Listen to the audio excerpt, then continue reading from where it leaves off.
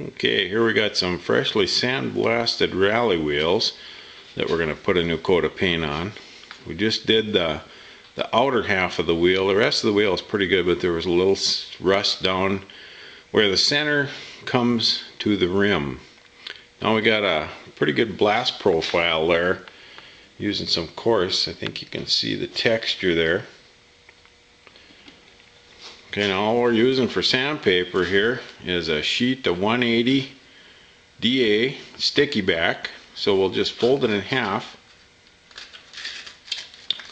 Then we got two surfaces to sand with.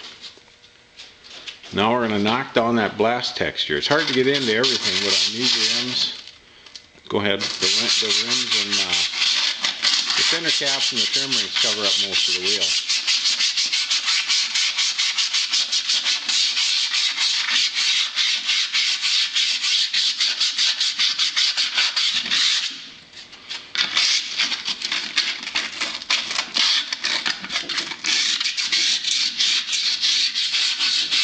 You can use the sharp edge of the paper to get down in the cracks like that.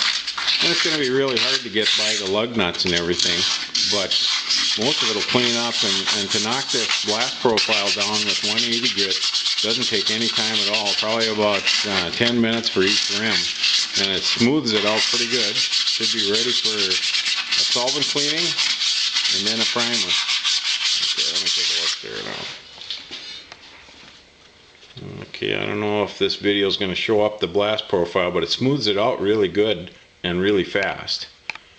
Down there by the rally holes, that's where you sanded, and that's cleaned up pretty good. It smoothed out pretty nice. Like I say, about 10 minutes a rim, then you're ready for paint and everything. Show that one too.